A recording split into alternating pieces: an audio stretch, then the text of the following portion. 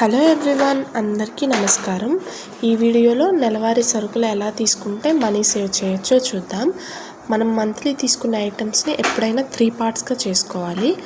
First one వచ్చేసి MRP ఉన్న products అన్నీ డీమార్ట్లో తీసుకుంటే మనకి ఆఫర్స్ వస్తాయి కాబట్టి అక్కడ మనం ఎంతో కొంత మనీ సేవ్ చేయొచ్చు.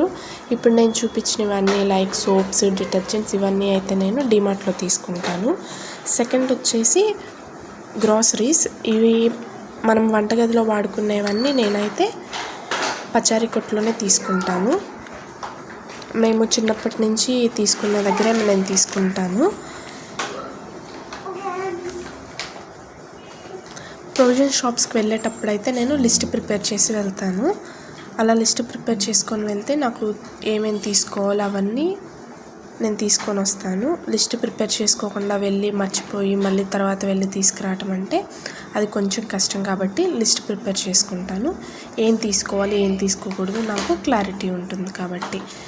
ఇడ్లీ రవ్వ, గోధుమ పిండి ఇవి కూడా కావాలంటే డీమార్ట్లో తీసుకోవచ్చు. కానీ ఫస్ట్ నుంచి నాకు తెలిసిన వాళ్ళ షాప్లో తీసుకోవటం అలవాటు అయిపోయి ఇంకా అక్కడే తీసుకుంటున్నాను. సో డీమార్ట్కి వెళ్ళేటప్పుడు అయితే ఎప్పుడైనా కూడా లిస్ట్ ప్రిపేర్ చేసుకొని వెళ్తే మనం మనీ సేవ్ చేయొచ్చు. లిస్ట్లో మనకి ఏవైతే అవసరమో అవి తీసుకొని వస్తాం. అక్కడ మనకి ఎక్స్ట్రాగా ఏదైనా నచ్చితే అది మన లిస్ట్లో నోట్ చేసుకొని నెక్స్ట్ టైం వెళ్ళినప్పుడు నిజంగా మనకి అది అవసరం ఉందా లేదా చూసుకొని మనమైతే అది అవసరం ఉంటే తీసుకొచ్చుకోవచ్చు.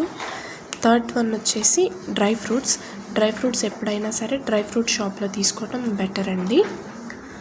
మనకు కావాల్సింది డ్రై ఫ్రూట్ షాప్లో తీసుకొచ్చుకోవచ్చు.